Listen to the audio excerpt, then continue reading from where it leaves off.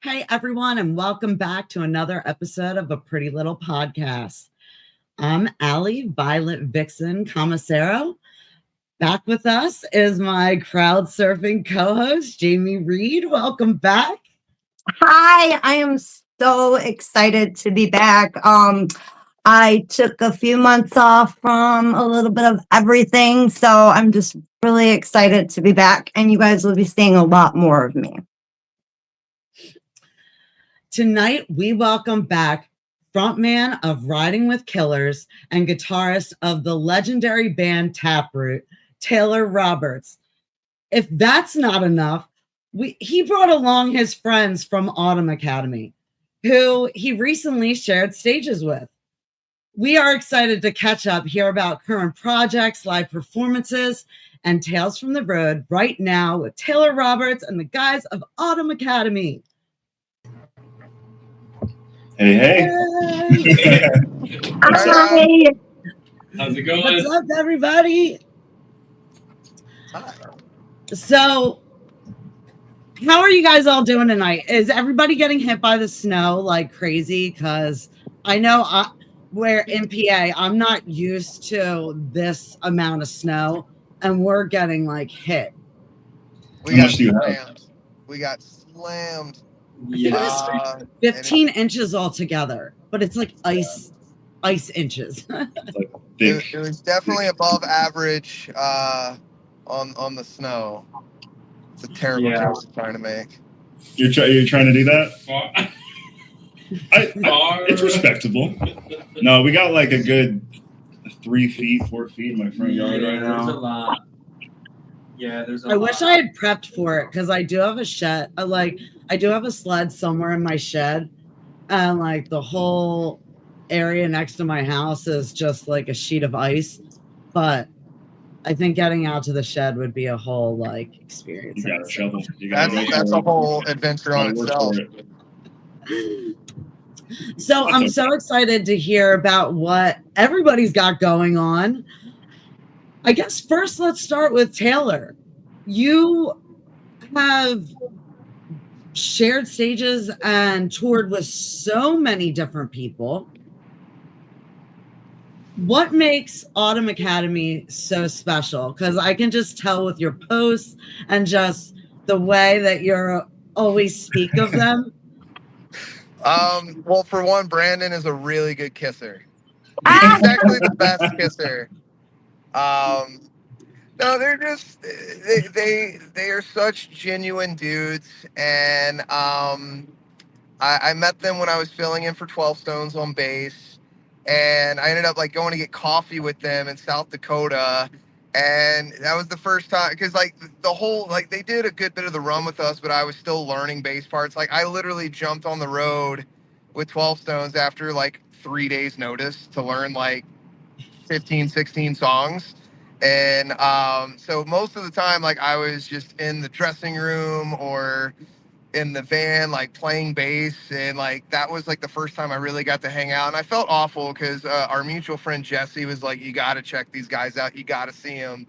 And we finally got to hang out. And, you know, when you meet somebody or a group of people and there's just like this instantaneous connection, it's like, oh, dude, we've been friends for years. Like, that's the vibe that I got from them. And then, you know, Jose and I really started having some really dope conversations on the phone. And the more and more like I dove into these guys, like I really like their music. I think they've got a great sound. I think they've got a bright future ahead of them. And I like hanging out with them. Like we just have the best time on the road together, and they've just become really good friends of mine in a short amount of time, and I believe in what they're doing. And when you start finding people like that you connect with, the goal is to be around them as much as possible.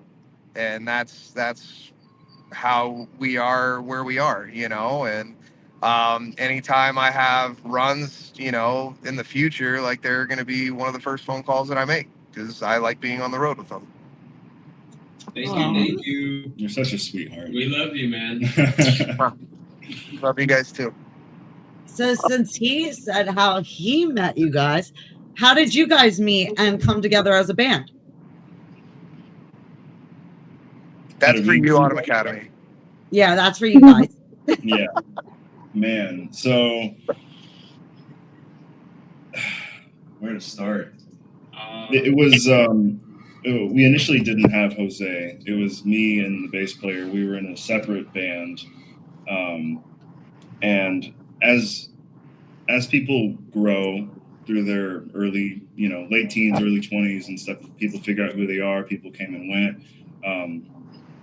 Eventually, we got with another drummer, and where this whole thing started was in a completely different spot at that point. So we just formed Autumn Academy, separate from whatever else we had going on, in 2019. And we made an album to kick everything off, and we had a great time. And then COVID hit. Super cool, right? So we just trudged on, everybody. That's really all you can do at that point, is just trudge on. And then previous drummer had some kids, and it was a mutual loving separation. It was all good. Found Jose, and then we picked right up from there. 2023. Yeah. November of 2023. I think Brandon's back. Is he? It's too late for him. Yeah, when I had joined, it was so him and I had started to befriend one another when he worked at a guitar center. Can we bring Brandon in? I think we want to bring him in. Yeah, bring Cromer in. Bring Cromer in. Let's see if he does it. If he can. It'd be really funny if it was like that poop sound drop that happened. Like It was just distorted. It was just a gnarly. There you go. That's better. That gave us the best picture. Yeah. What's up? Hey, you shaved. Here's a great example right now of why I love these guys. That's amazing. That's so great. That's the best. Oh The my worst God. photo ever. Love it. You don't want to put on your camera. Do we have sound? Yeah, he just giggled a second ago. Oh yeah. Sorry. Welcome, Cromer. We were just going over when the band started and when it was formed, and ultimately when I came in. I have a question. Was my answer boring? Because I honestly don't know how to answer that. I'm going to give when I started a good story, and I'm also going to show my appreciation to Taylor because he did that for us. Okay, cool. There we go. Works. So they formed in 2019. I joined in November of 2023. But the funny thing of how I joined, so when him and I had met and got to really know one another and exchange and have conversations, he was working at a guitar center at the time.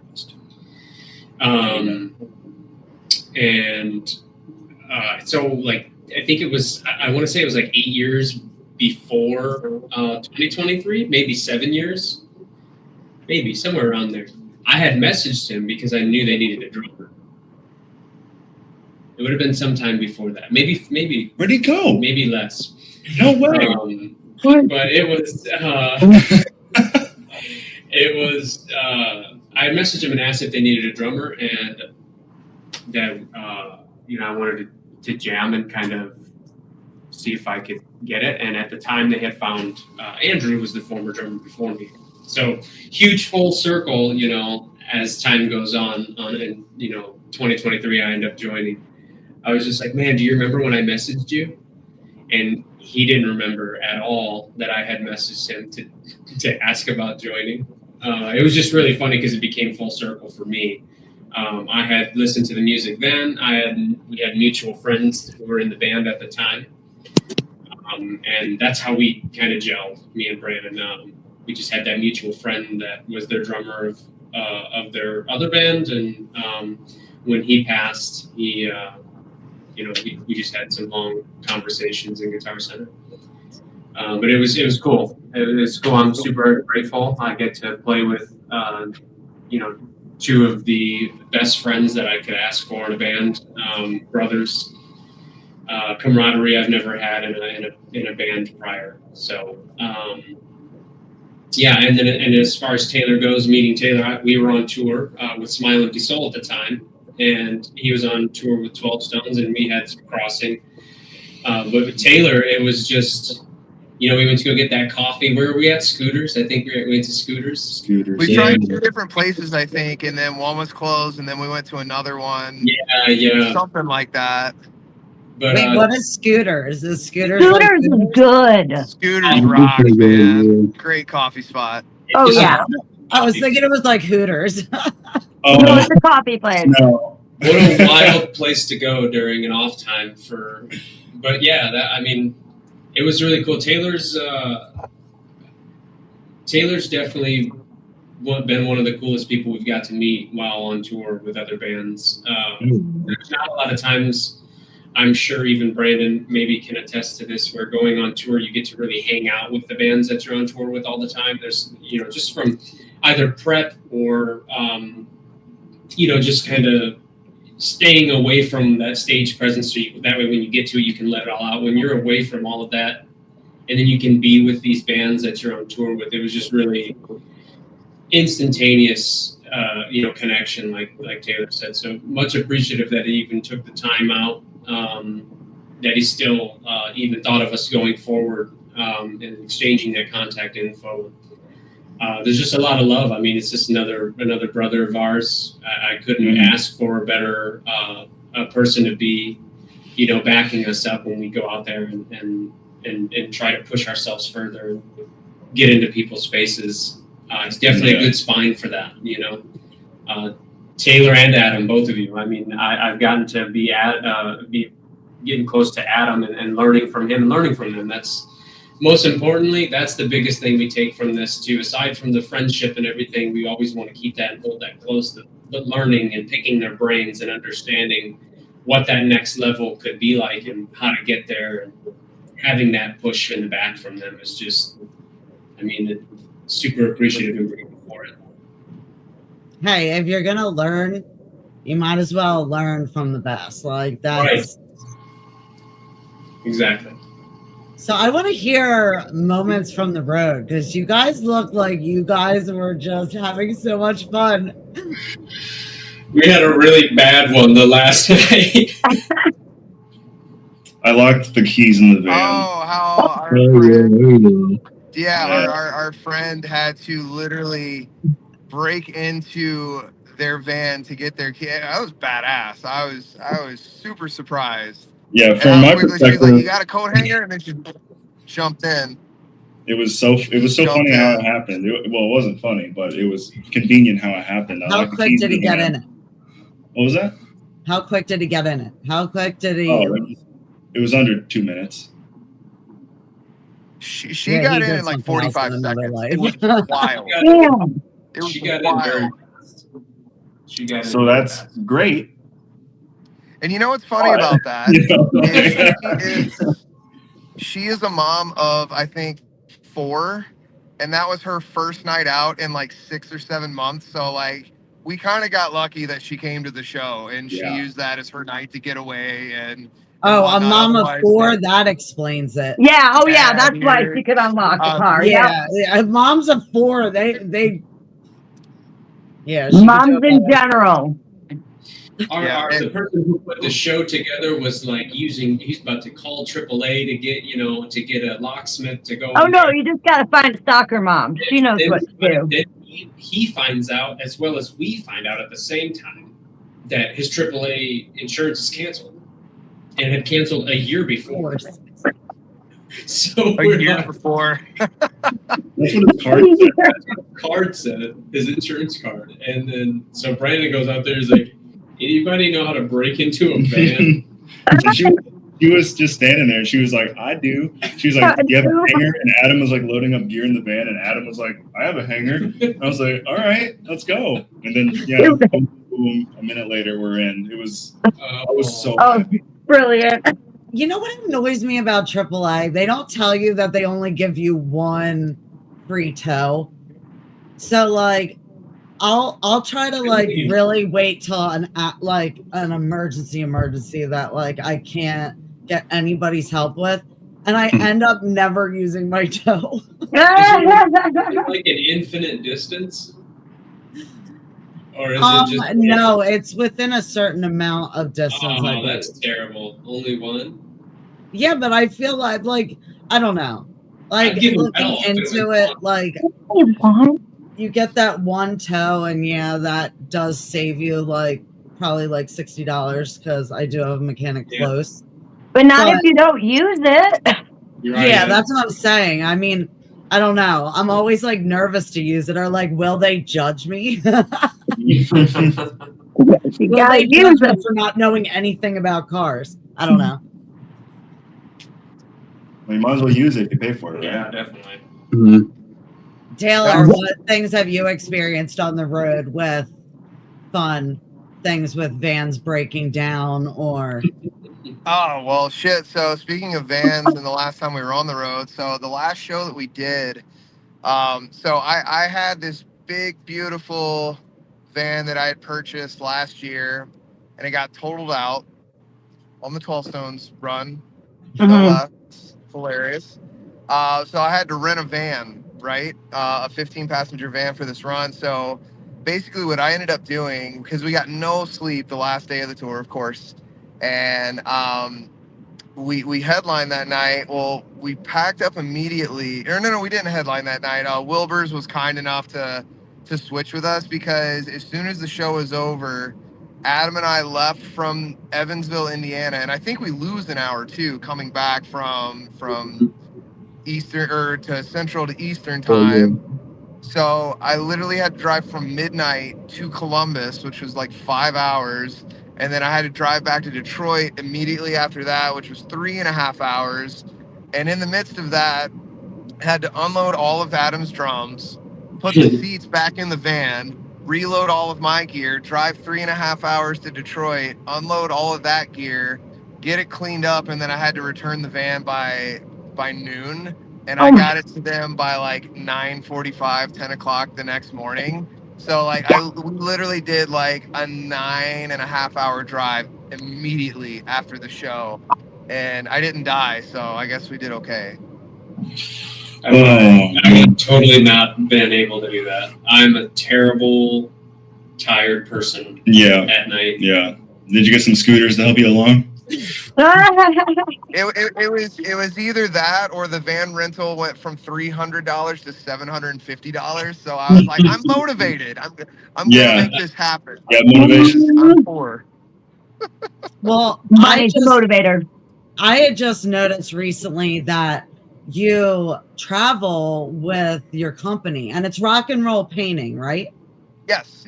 I travel doing painting, doing wallpaper. If there is money, if the money is right and we have a good relationship, like a good like working relationship, like I'll go.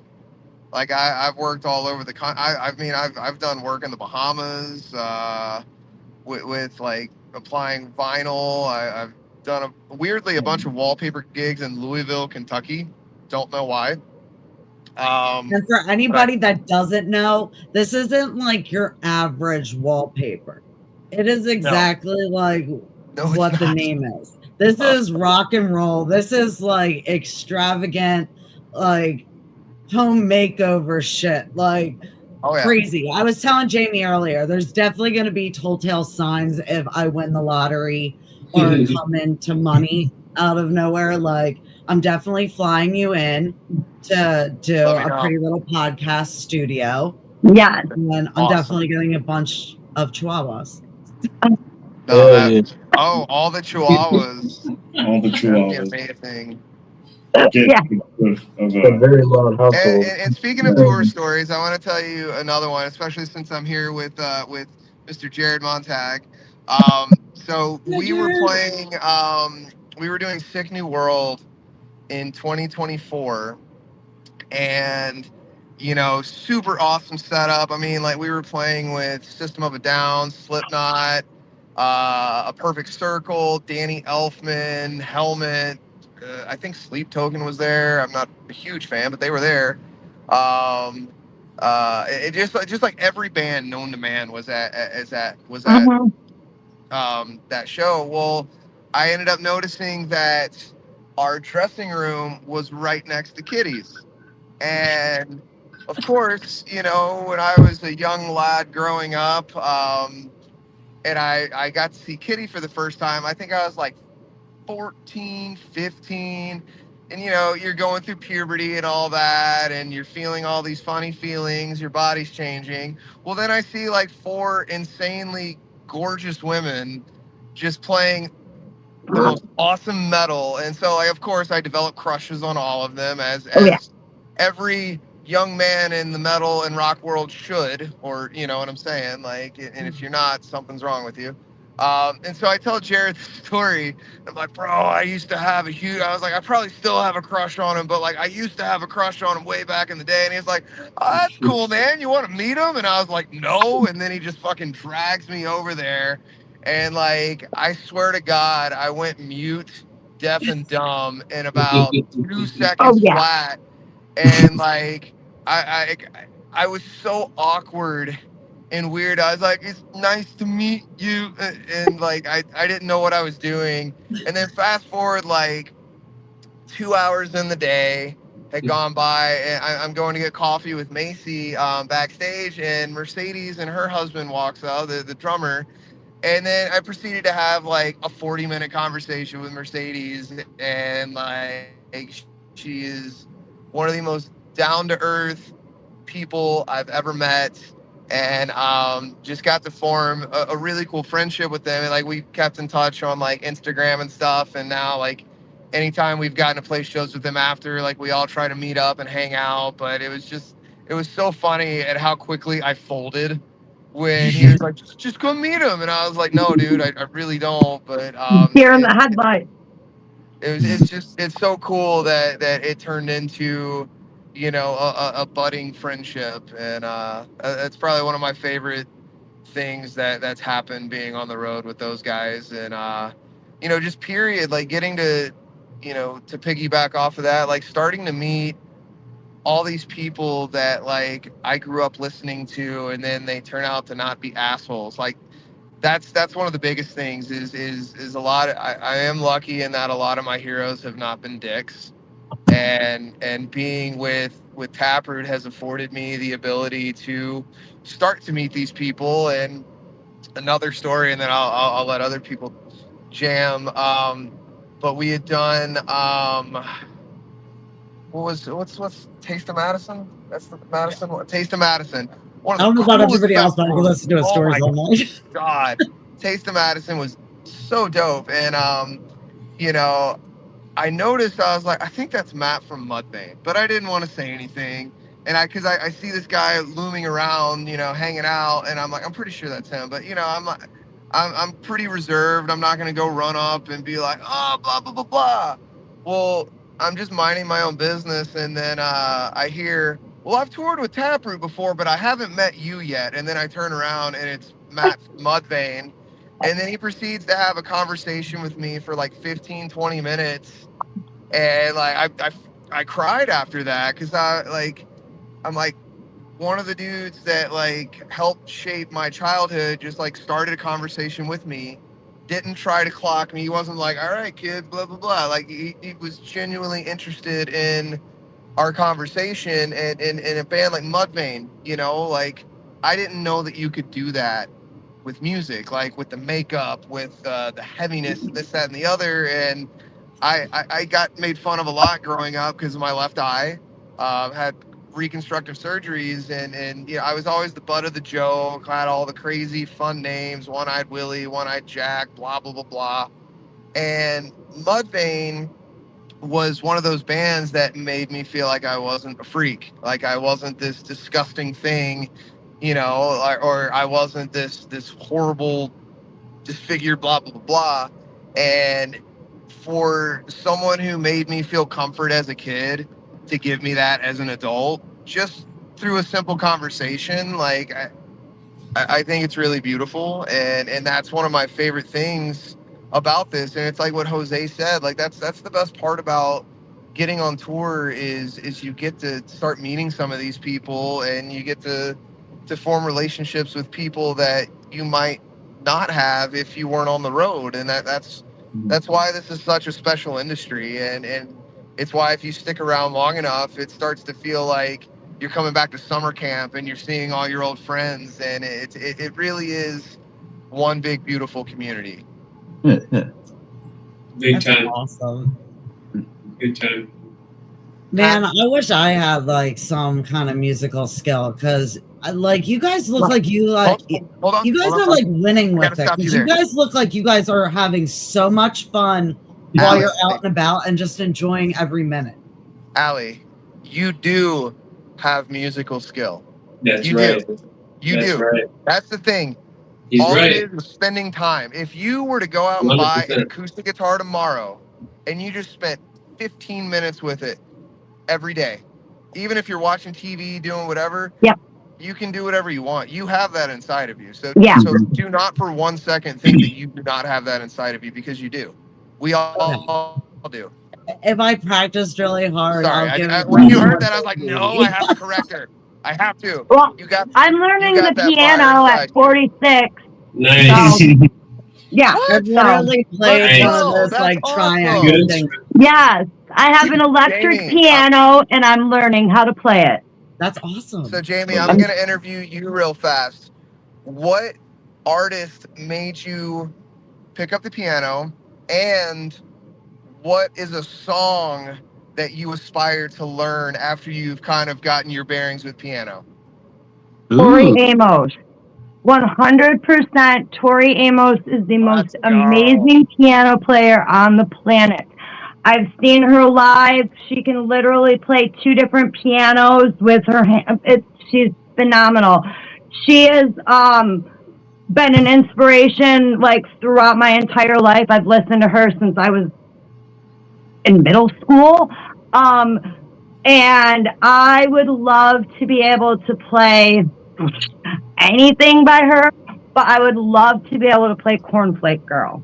That is my song. I love that song. She's phenomenal. Yeah, that's definitely my answer on that. Nice. Hell yeah, I love it. I love it. I love it. Yes, I don't know I if you're can't wait familiar for with you to Tori post a Amos, video of you but doing it. as soon as I get good enough to play anything, I will definitely post a video. I'm still learning the notes. Yeah, Nothing exciting yet, okay. but Gotta it'll start happen. All of us, me, Brandon, and Jose, we were all at that point. Like, I remember when I was 10 years old, when I had just gotten my first guitar for Christmas, like, I literally just sat with it on my bed and I would hit strings. It was like the most god awful noises, but I was like, this is awesome. And Yep. I fell in love with it, and I just kept with it. So I'm very excited for this new journey for you, and I can't wait Thank to see you post something. I Very will excited post for you. something. with it. That's great. So, Allie, you're last on deck, because everyone here is learning an instrument or playing an instrument. So, what instrument would you go for? I've only played the little triangle with the little ding ding ding thing, but now I think that my place is to do what I'm doing and just talk to bands and more be a hype girl. Like, that's my calling. Okay. I'll like try to sing, or I'll like try to do something. I don't know. Like, I just don't you're have picking the brains. musical. You're picking the brains of the masses of bands that you got. I mean, there's nothing wrong with that. At least the good thing about doing what you do is you can pick the brains of people who play instruments. So that gives you kind of like an easy start if you ever did want to go into it. You're like, I know this, and then you can, I bought a drum set 10 years ago, and here I am. So I like lyrics. Like, I write sometimes, but I don't know a lot. I don't know. Maybe I did have a Hello Kitty guitar that I more got for the look of it, but I never really ended up like learning it.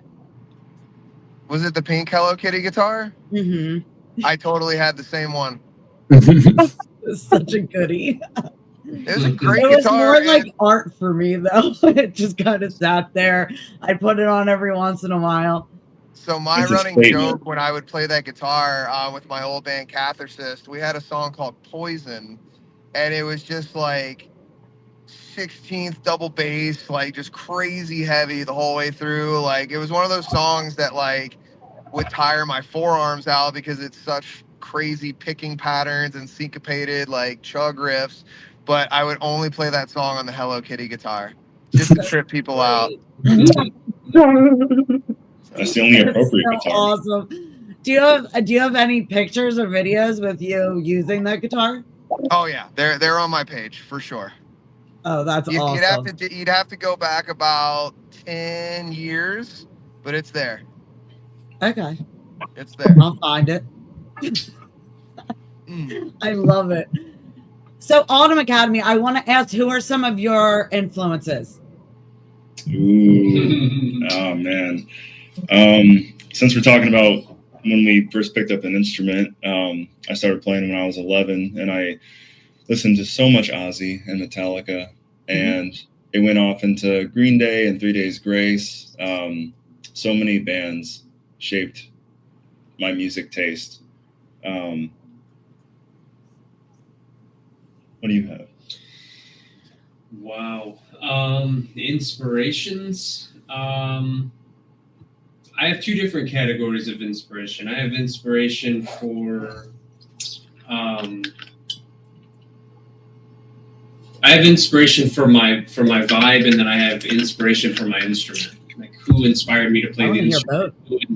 Who inspired me to just dive into a rabbit hole of just music.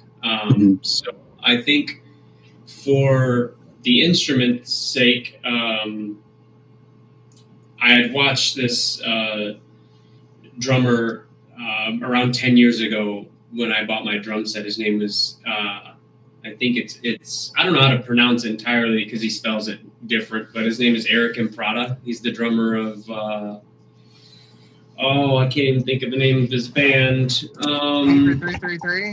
Yes, Fever 333. Yep. Jared came in with the save. He is an amazing drummer. He definitely inspired me to play the instrument.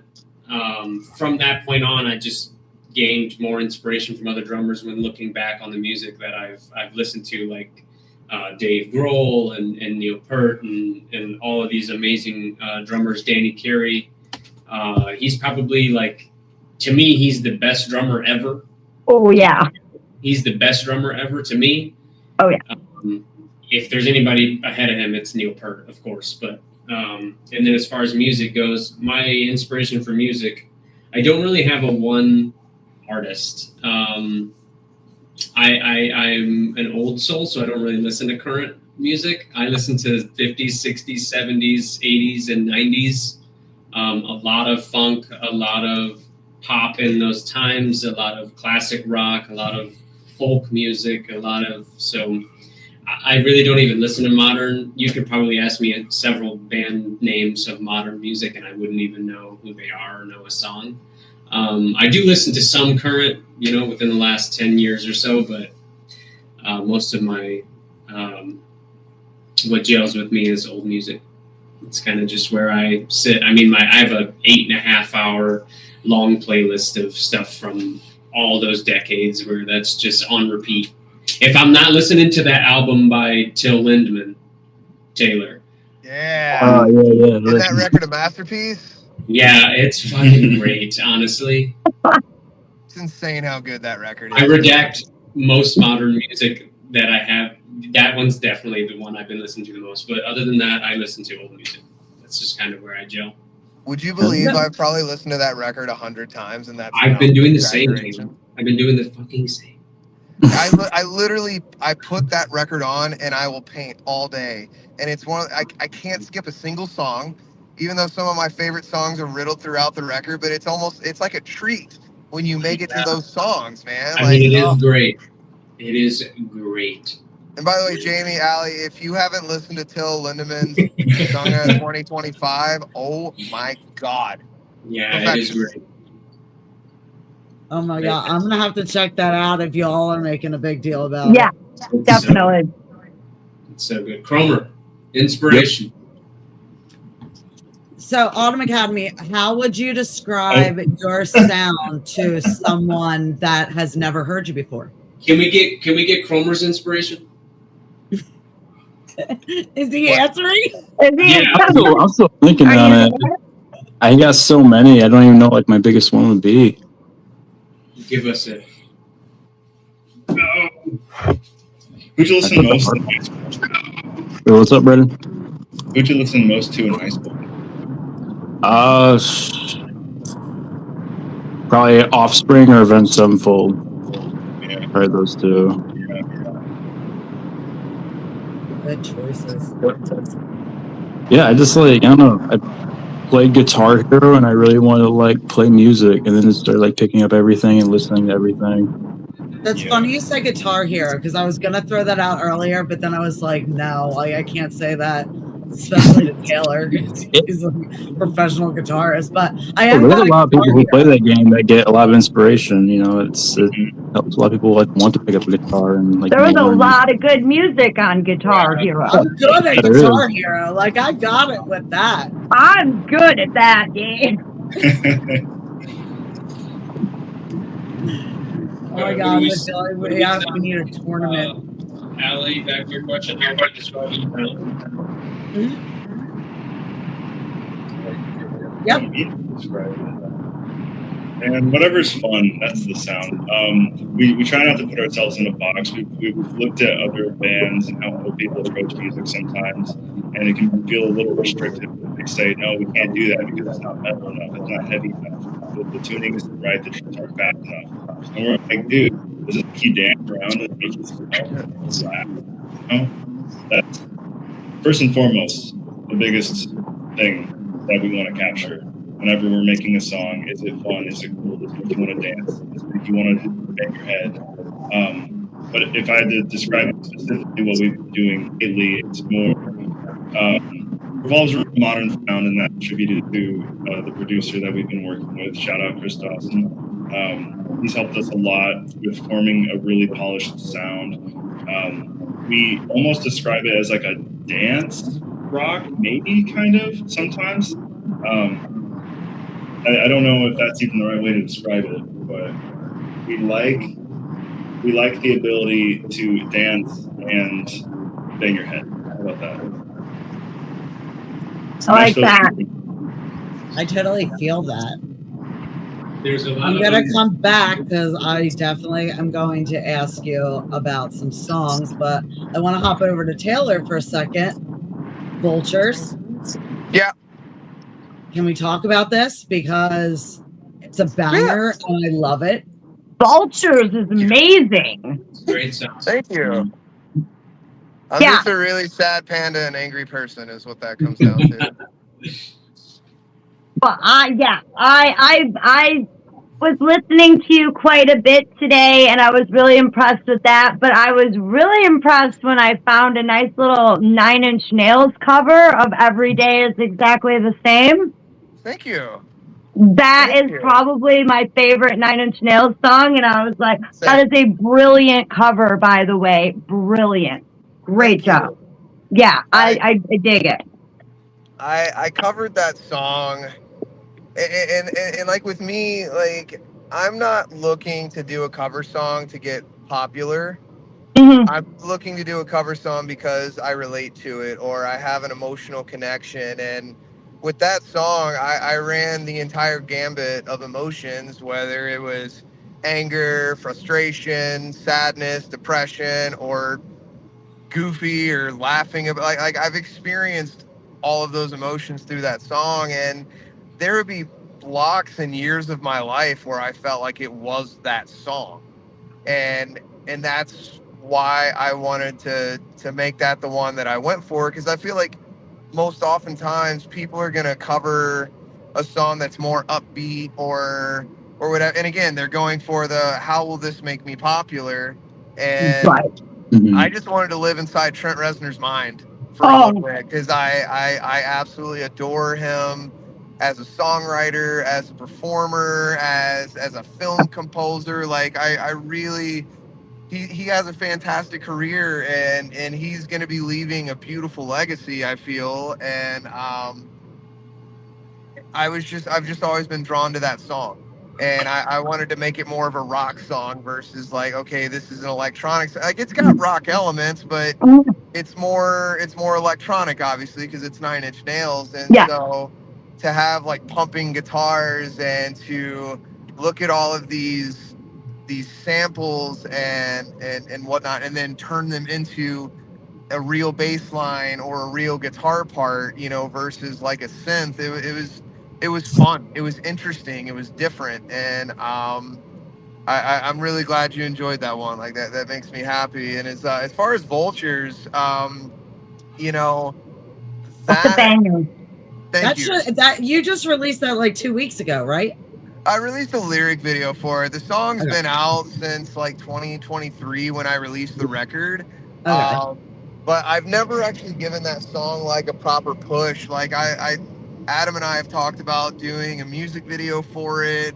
You I would should. really like to. Like, I have a vision in my head of doing like a boxing match or a wrestling match, and then like I'm getting the shit kicked out of me the entire music video, but at the end of the video, you know, you come back, it's the Cinderella story of achieving your goal. But like I want to make it funny and goofy.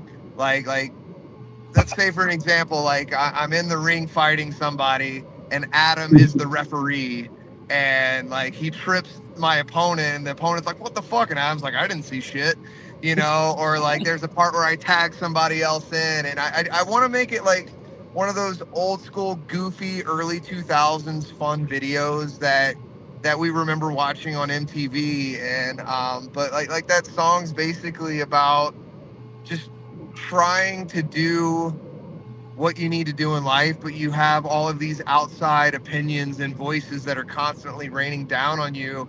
And it's like, man, shut the fuck up. Just shut the fuck up. Let me do what I'm supposed to do, and just watch on the sidelines for once and let me be myself, you know? But because, and like to explain the first lyric, somewhere across the line, it passed me by, and now it's the one who's leading the way.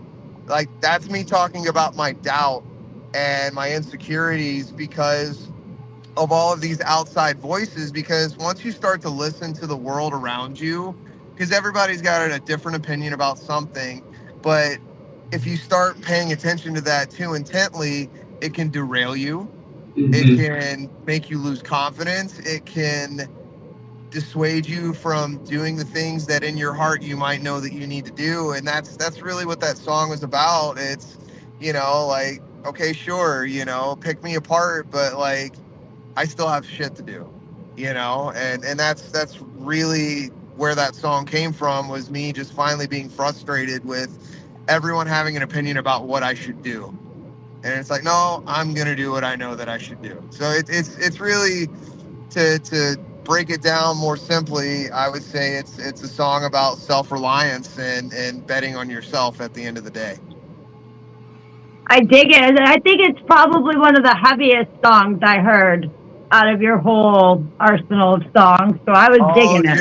just you wait for the next record, man. Mhm. 'Cause, I feel like we have a couple songs, like one song in particular.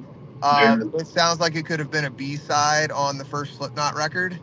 Like no singing, just all screaming, me being pissed, and you know, heavy drums. And then there's other songs that sounds like I took a bunch of acid one summer and listened to Tool Yes. and System of a Down. Wait, what is It, it? Do we have a date? Do we Yeah. know when this is coming? no, I do know that. So we're in this. Oh God, you can see me. Oh, Ooh, there you are. oh I see your no, red my hair. hair is terrible, dude. Like I literally rolled out of bed this morning, didn't take a shower, drove to Jared so we could drive up north. But so I'm sorry, I look like shit, but that's normal for me anyway. Um, You're a rock star. But so we are going to be premiering a snippet of a song called Nerve Okay. this week.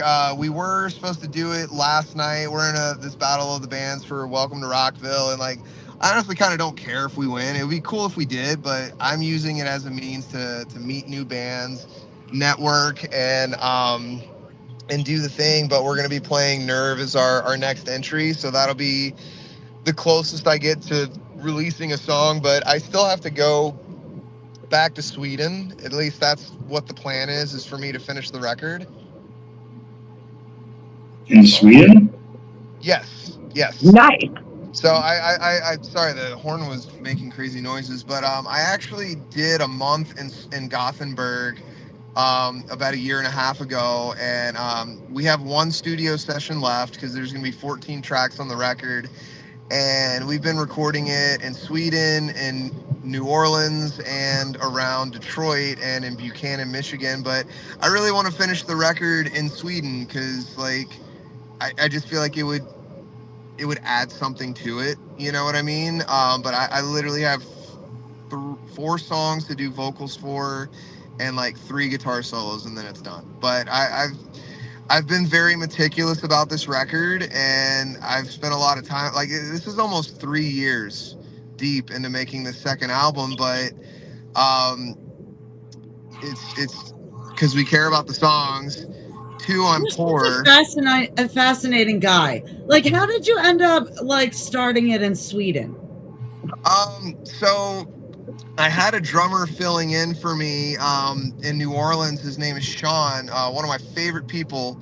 And like he drum tags for like Megadeth, All That Remains, From Ashes to New. Like he's a dope dude. Oh, He's hell of a drummer, hell of a for drummer. Sean bands. Benton Doria. Remember that name? He's gonna do fantastic things in life. But he was filling in for me. We were doing CPR Fest with like Three Doors Down, Non-Point, Seether, Bad Flower, and we did the show. And Sean was like, "You really need to meet my buddy Jacob. He's been coming to New Orleans to record, and he's produced In Flames, Anthrax, Machine Head, Vola, Devin Townsend." And I was like, "Holy shit! Like, this is a real deal producer." And we met, and it was the most expensive meet and greet of my life because I had to pay him for his time, and we were starting a song, and it was like one of the worst studio sessions I'd ever had because like people weren't doing what they were supposed to do, like. And it got to a point of where Jacob was like, "All right, fuck everybody in this room. You and me across the street now. We're having a drink." We had a drink, we got a plan, and we went back into the studio, and we literally shut everybody else out, and we sat about 2 feet away from each other and started handing my guitar back and forth. And like I swear to you, when we made eye contact during that, like I saw the universe in this guy's eyes. Like I saw something so special and just otherworldly. And I called him after the session, and I was like, "We got to make a record." And he was like, "Really?" He was like, "I thought you were never going to call me again after that because that was awful." I was like, "I know it was, but we took an awful situation and we found connectivity through that, and we found a means to work together, and we just we went off from there. And then I got an invite to go to Sweden for a month and do some writing, and it was one of the most amazing experiences I've ever had. And I know that when I go back, I'm gonna have an army of about 40 Swedes that are gonna show up because Swedes like to party, by the way, and like after sessions, they like, "All right, we're going to Rock Bar, and all right, we're going to 2112. All right, we're going to this club." And like, I remember one night after our session, they took us to this cabaret club, and we end up sitting with the owner. They're paying for all of our drinks, or no one paid, like the owner like comped everything. And then after the show was over, he was like, "All right, we're gonna take you to do something cool." And so the place clears out, and then they take us in this back room, and then like all the dancers are getting dressed, they're getting out of their costumes and back into regular clothes. And then they take us to this giant door, and they punch in this code, and then there's like this secret nightclub behind, and then like it was wild. It was fucking wild. I almost missed my flight home back to the States because Jacob had me out till 6 in the morning drinking on our, and I'm not a big drinker. I'm just not. Dude, And that's like a dream. I want to go to a cool club that has like a fantastic. padlock. It Fucking didn't feel awesome. real. I'll find some photos of the club and us doing shots off of the guitar and all sorts of stuff. But I ended up doing. I made my flight by about a 25-minute window, and I did a 15-hour flight home back to the States, like half hungover, half still drunk. It was awful, but I was like, dude, I feel like such a Worth it. fucking rock star right now, man. Worth it. And then and I hated it, but I ended up telling some 16-year-old girl to shut the fuck up because she was listening to K-pop as loud as she could. And this is like the part of the flight where everyone's trying to sleep. And she pulls out her Nintendo and she's got it on full blast. And I was like, hey, you mind turning that the fuck off? Everyone's trying to sleep. And she did. And I was like, I'm sorry, but like, you know, I felt bad, but at the same time, like, dude, stop. So yeah. Wow. Sorry, that was a fun rabbit hole. ADHD, I'll run down every single trail I can. That's like the worst Love thing it. to try and sleep to, though. Like, it changes beats. Like, there's no like sleeping to K-pop. It's just not What- gonna happen. Yes, and like when you go from utter silence and everyone's like, you know, you'll hear some snores or whatever, but it's almost comforting on the plane. And then you hear "Onina, soda, tinda," and then the fucking beats pop in, and it's like, ugh, and it was at a point to where like everyone was starting to wake from their slumber, and they're like, what the fuck, what the fuck? And then you know, that's why I was like, I'm gonna step in before someone is actually mean to this girl. Yeah, you can't sleep through that. Like, that's No. just no. Not sweet. I'm back covered again. I don't you can't see me anymore. I'm more mysterious. Fading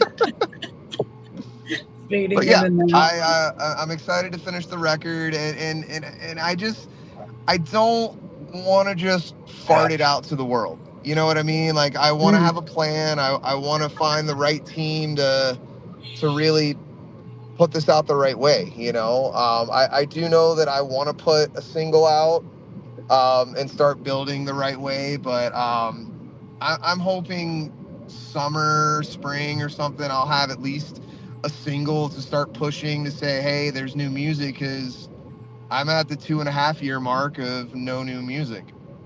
You know, Yeah, we need something. sucks for me. Well, let us know. We'll push it out for you too. I absolutely will. I absolutely will. It's coming. It's almost there. That's exciting. That's what she said. Nice. Yeah, get more CDs. You know. I do have to order more CDs too. Thank you, Jose. I'm out of CDs right now. That was Cromer. You're very welcome. Not only is this an interview, it's a hey Taylor, get this done. I love it. So Multitasking. we're gonna hop back to Autumn Academy. Can we please talk about Burning Up? I just love this song. I'm like obsessed. Thank you. I'm glad. Tell me all about it. Like, what inspired this song? Oh, anger. Bad people taking advantage of other people. In many different ways. We talked about it a lot, and some of it was inspired from like cult leaders and stuff, people taking advantage of people in the ways that like they would offer them security through divinity or whatever, right? If they only give money, only $100 and you'll be saved. It's like, I hate that so much. And it's across the board. Mega churches, you know, stuff like that. It's wrong when you're asking the people that join your church for money, but then you're like, okay, cool, thanks for the money. I'm going to go fly in my private jet now. You know, good luck making rent. Peace. You know, it's that stuff. It just gets me going. It's really, really bad. So that's basically in a nutshell what the song's about. I love it. Music, I'll take it any day. It's so bad. But so what are you guys? What are you guys working on? Oh my goodness. Quite a bit. Oh yeah. I'll let you talk. So we have. Hey, real fast. I gotta jump off here if that's okay. I'm so sorry. You're fine. I do. Thank you jump so off much here. for taking the time. We'll reach out to you. Bye. Love you guys. Bye, Taylor. Love you, Hey, buddy. have fun with Bye, Autumn Taylor. Academy. Bye. We love you. Mwah. Bye. We have quite a few different projects we're working on. I want to say probably in total we have 5 in the works. We have. I know for sure we have 4. Yeah. One is kind of still. 3 of them are done.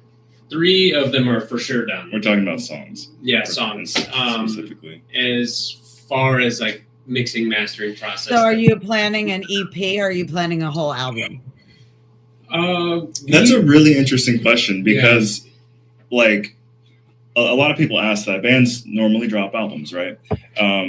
We've been taking the approach of just singles because it's a lot more lucrative to market that when you're just doing single after single. If you build up a whole like 10, 12 song album and then you drop it at one time, congratulations, you just marketed one product. It's a bunch of products, but you only have one thing to say, hey, this is the big one. You know, here, we're going to push this one thing. But if it's just a bunch of singles, a bunch of individual songs from nowhere, then it's like a new thing sprinkled in all over the place. There's no rhyme or reason. It doesn't have to abide by the laws of other songs next to it. So we've just been trying to tackle individual songs, and it actually helps a lot. Schedule? No drop schedule. Because I mean, we're in a weird position right now because we have a lot of really cool songs that we really like, but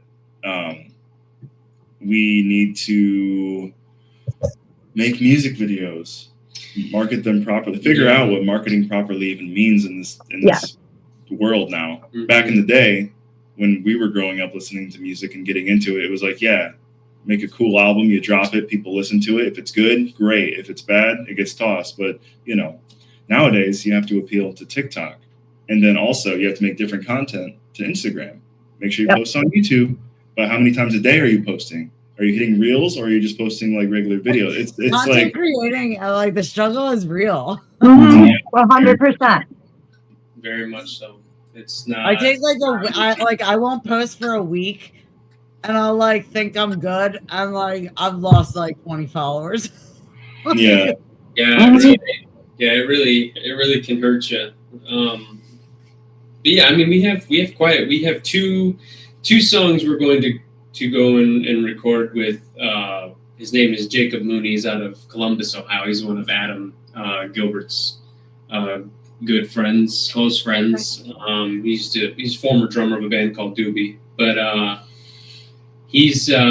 we've taken a look into a lot of his work, and we're going to do some songs with him. Obviously, we have some songs we've done with our current producer down in Kansas, Dawson, Chris Dawson, and so basically the 3 songs that we have like ready to go, ready to release in terms of like songs just ready.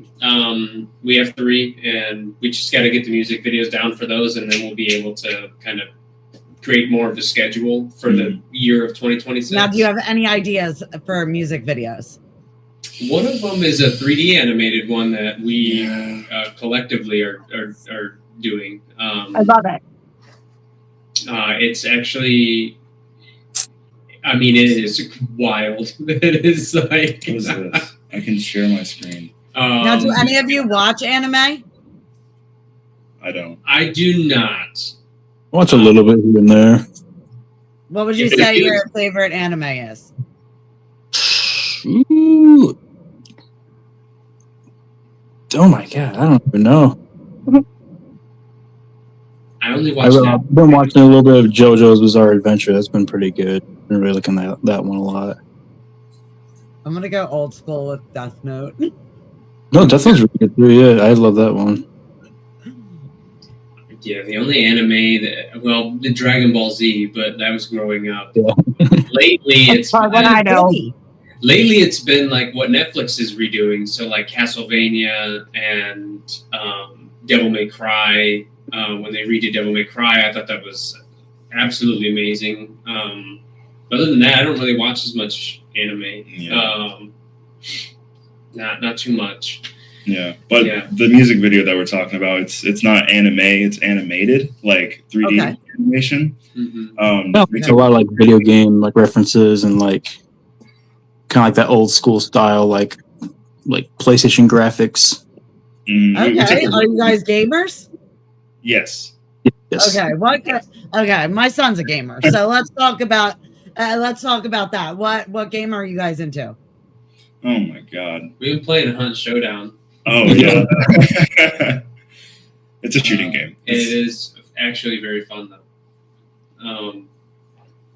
They play actually a lot more PC games than I do. I'm like super lame and play Call of Duty and Hunt Showdown. Literally, those are like the only two games that I play. My son's playing Call of Duty in the other room. I only play video games with my friends. I rarely ever do it by myself. So it's just one of those kind of shared things that I do. It's a fun now, activity. will you have any references to any of the games that you guys play in the video? Have played, right? Resident Evil. Yep. So the music video, it's kind of a story. It takes us through a city where a lot of different things are happening. I got to nerd out for a second. I'm sorry. I do this all the time. No, that's fine. Nerd out. I did a fancy thing called photogrammetry, where basically after numerous tries, eventually using pictures and videos of all of us, it turned us into a 3D model that we can then animate. So it's actually us, with our faces and everything, and we're running around. We're doing a bunch of stuff. So we're in like a skateboarding game, like a Tony Hawk style game. We're in Resident Evil. We're in Guitar Hero, which I animated like an actual Guitar Hero rail. A lot of cool stuff. A lot of cool stuff. I could show. Would you guys want to see a clip of it? Yes, definitely. Yeah. He's gonna bring one up. Right? Hang tight. He's gonna share screen. It's gonna take like 1 minute, so Cromer's gonna have to stall for me. What? Okay, I'm worried. Which one you gonna show them now? Okay, you got a lot of dumb ones with me.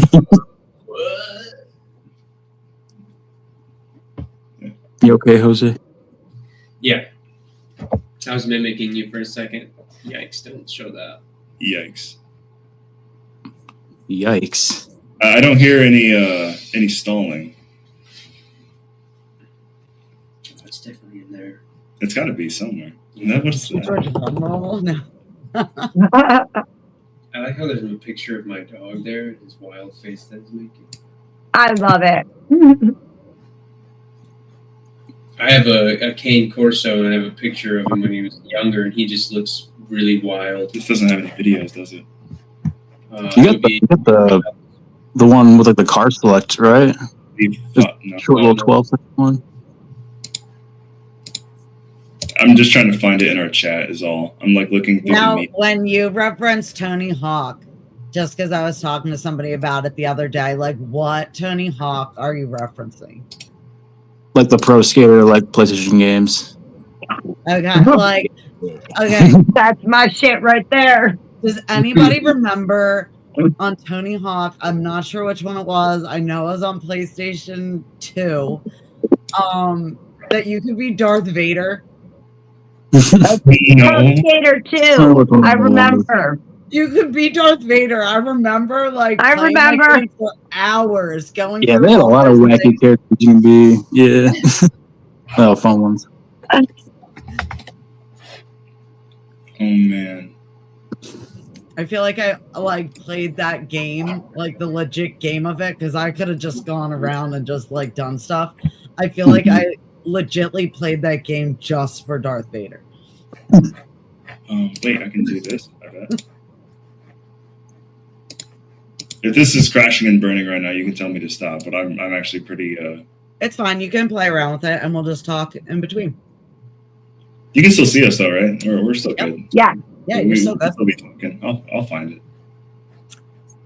So, can we talk about your song Reset, because that's another really, really good one. Video's awesome. Everything about it. Ooh, I want to know Easter eggs, because our audience really likes to know like Easter eggs. What are some Easter eggs in the video? Easter eggs in the video of Reset. Mm-hmm.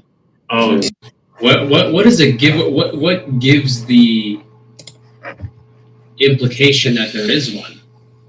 That's a good question. That's a great question. Because there's so many stuff. There's so much stuff in it, and after you guys just like talking about all those other things, I guess it kind of makes an ass out of me. but whatever. I assumed. Well, that song. So we wrote that song. So when I started, one of the things that we did was just obviously, coming over. It wasn't just like a hey, you're gonna audition. It was like let's hang out, let's see if we connect as friends and um, just hang out, really get to know one another. More importantly, and in that month or so that we were doing that. We were already coming up with this, with song ideas and like going over past songs that they have done, and we wrote Reset, and I think lyrically the song speaks more. At least I'm not sure how it is for Brandon and for Cromer, but the song speaks a lot about me, and how. There's many points in my life in my past, so much so that I would have this anxiety of what tomorrow is going to be like, and the sleepless nights sometimes that I would endure, just the worry of tomorrow, and is anything going to be different than it is now? Yeah, so it speaks a lot of. I mean, to me, it speaks a lot about me. I'm not sure how Brandon and Cromer feel about that. But I know when we were writing the lyrics, a lot of what touched me was just that story of I'm not who I'm supposed to be. Thinking this way and having these anxieties of tomorrow, and what would it be like if I could just hit a button and reset that, and not have to feel that way, and ultimately have a different day tomorrow than the feeling of what it's going to be like, or this worry of what it's going to be like. So just reset is like, what if you did have that reset button? Would you press it?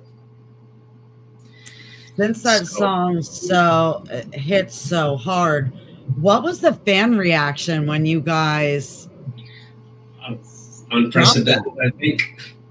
Unprecedented, I think. Yeah, it's weird because we're not a big band, and then sometimes a song will drop and it has like a couple thousand plays or whatever, and like that's great. But then Reset dropped, and then it was almost like a week or two, and then it was like 20,000 views on the music video.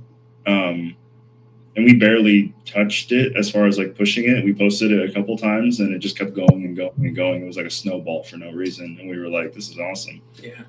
Do you feel like part of that was because you were vulnerable with it and really shared a piece of you?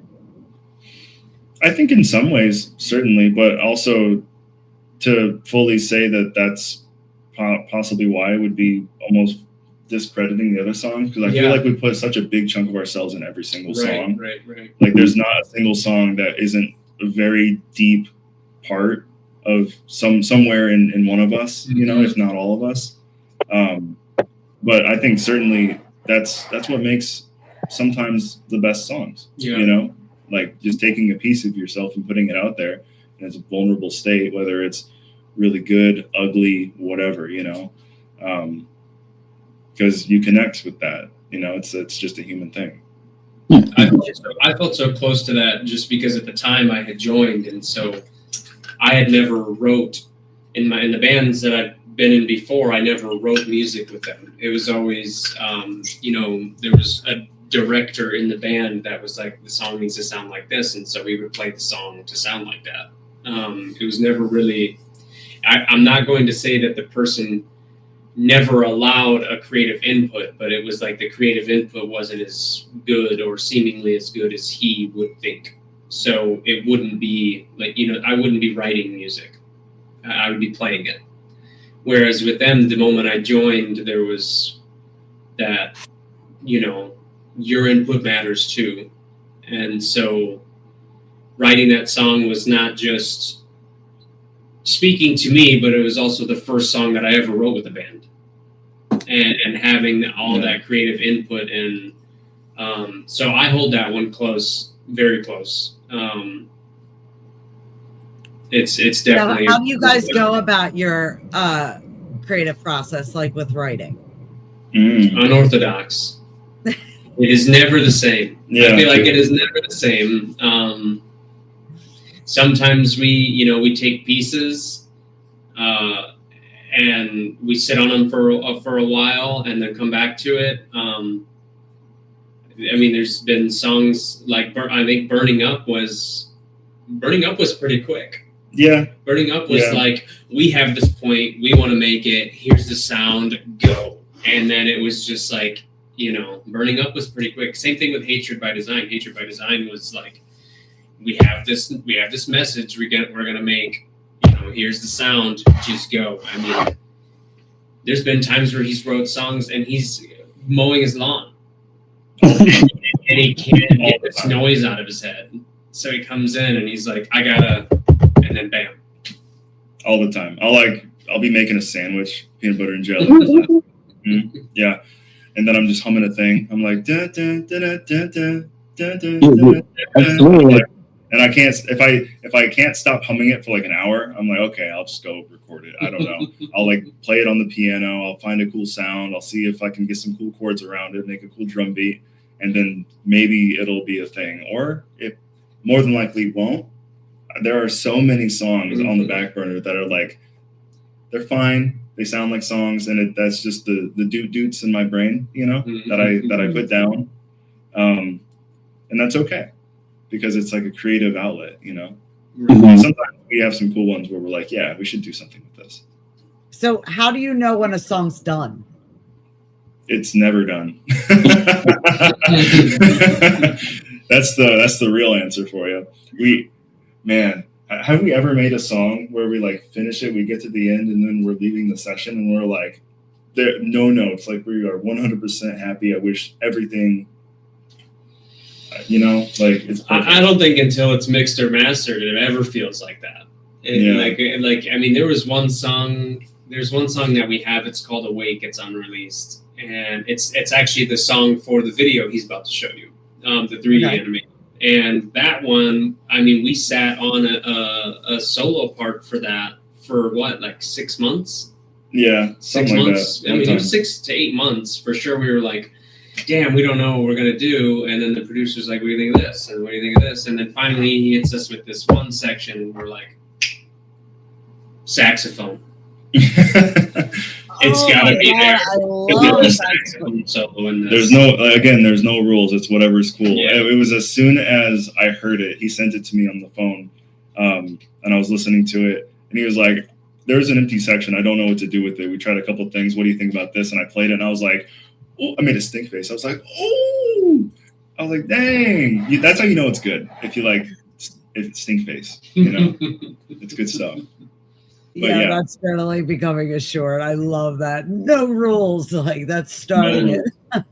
And that's thankfully that's kind of trending in a positive way with 21 Pilots has no rules. Sleep Token seemingly has no rules. It's always heavy and then poppy and then weird, and it's just there's no rules. And I think that's a really fun way to approach art, especially if you're a complex person that has a lot of emotions that you feel, every day.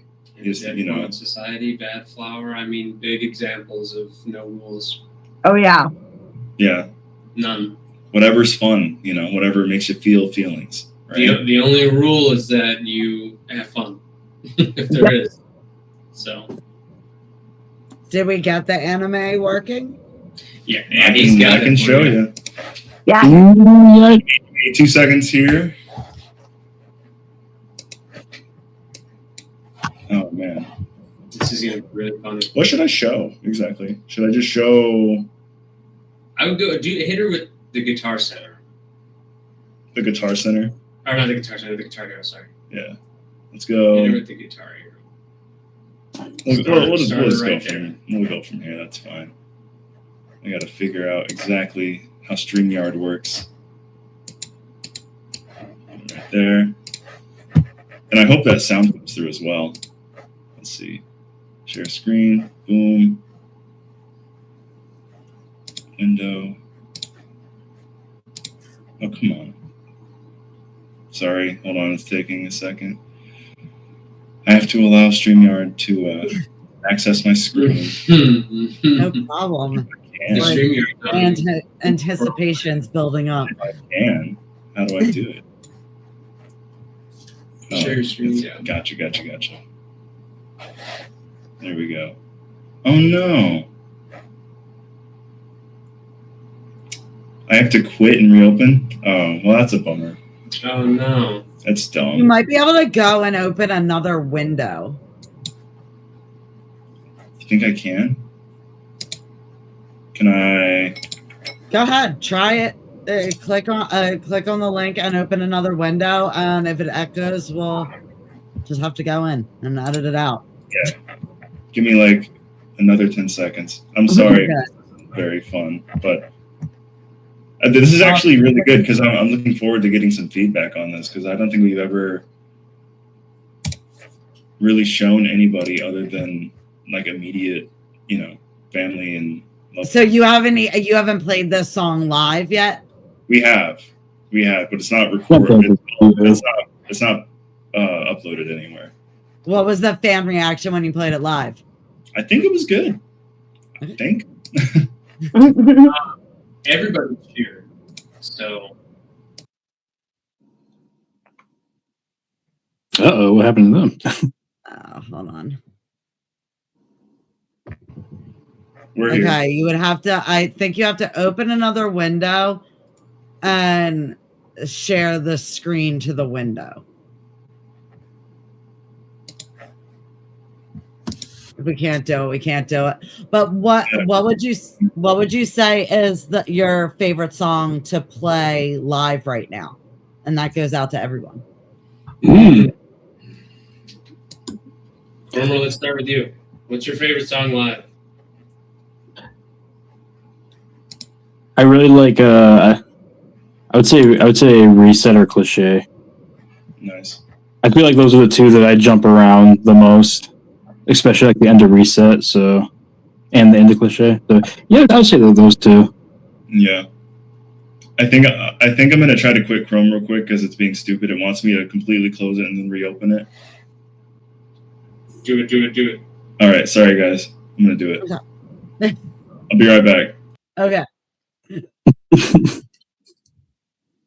I really hope it works. I feel like especially with this, like the storm and like the craziness with the weather, like I feel like it's a 50-50, but Yeah. It could be anything. I know the internet here has been kind of like wacky. That's where are you located? The same area, like Niles, Michigan, Southwest Michigan. You guys are like kind of used to it though. Like I'm in PA, so I'm not as used to it. Yeah, we get a lot of snow in Michigan. Yeah. Oh my gosh, ever since I started I think they're back. Hey. You guys there? No sound. Oh. We're back. There we go. Can you hear me? Yes. Sweet. Okay. All right. Technology, everybody. Yeah. Technology is good. Here. So we're gonna play like just a minute of this. Tell me what you think. Here we go. Quick question. Can you hear the music? Yeah. Yeah. You can. Excellent. Here you go.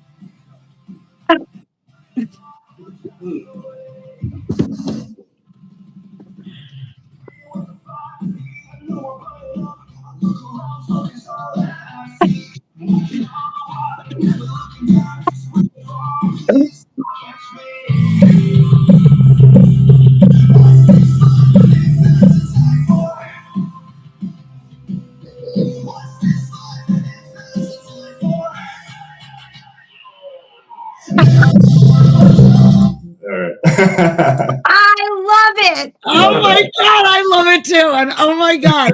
So I was waiting. So Rock the Hill is in my area. Oh yeah. I happen to see that you guys are playing it this year. And oh my gosh, that has to be one of the songs played because I'm gonna be It will be. up front, It will be. like jamming out. It will That be. was amazing. Awesome. Thank you, thank you, thank you, thank you. I'm glad. Hopefully, that song will be actually out by the time it should be. It should Yeah. totally be out, and then everybody will know, and then you'll know the words, and then you can jam out and dance with us. Oh, I love that. How did everything come up for Rock the Hill? So yeah, I mean, the whole process of getting into festivals is very difficult. It's not a very easy task, not unless you know people. I mean, it's very difficult. So for the last year and a half, I've been pitching us to festivals, as many as I can get a submission form for, in contact. So I just, every year at the end of a festival, I just apply and apply and apply. But I seen Rock on the Hill last year, and I knew that our submission time was too late, or at least the year before, sorry, going into 2025. And so at the end of 2025, I had submitted to Rock on the Hill. Well, I got a message back from somebody who owns the event, and they really liked our music. And they asked, since we were like the first one that they had reviewed, they asked if we would like to play it. So they gave us slots, and you know, with any festival, I'm not sure how they're all set up, but I know with any festival that's like this, I imagine it'd be the same. You get slots that you get to pick. But they gave us slots, and we picked one, and they gave us a headlining slot for the second stage. So we actually headlined. We've played festivals before. They have before I joined. But this is awesome because we get to do a headlining slot. This is a really fun festival. Cool to have on the resume. Yeah, we're really excited about it. Yeah. Exciting. We'll be playing, we played last year at Rebel Art Fest, which is a local community festival here, more artisan market style, where they have a bunch of, probably 200 vendors that all have their booths set up, a bunch of food trucks, and it's just a huge community event where they have 40 different right, 40 different artists that perform on 2 stages, and we played at that one last year. Hopefully, if the cards are right, we can play at that one again this year. It'll just be the day after we headline at Rock on the Hill. So yeah, so I'm gonna be honest, that new song sounds like it could go with Warped Tour too. Pop punk, yeah. I'm feeling the Warped Tour. Like, this isn't a seed. Like, I really feel like you need to put in for that festival also. We're gonna try for everything. It's so weird being a band nowadays. My dogs decided to join us. Oh, with the little sweater and everything because it's cold out. Because it's cold in. Yeah, that's awesome. Yeah, but, yeah, definitely. Rock the Hill is a great one, and after hearing that, Warped Tour, definitely. That would be great. Yeah, I really want to get into Upheaval, which is here in Michigan. I would love to get into that one. That's one that's actually, that one I've gotten responses from the people who book it, who book the bands for it. That one is that Steve's? I believe I was talking to Rebecca. Jamie, is that Steve's? no, that's not Steve's festival. Tommy Carroll. That's Tommy Carroll, I believe, right? Steve has Michigan Metal Fest. Oh yeah, Doesn't Michigan he have Metal. another one, Midwest. I applied for the Michigan Metal Fest one to keep our name in the loop for next year.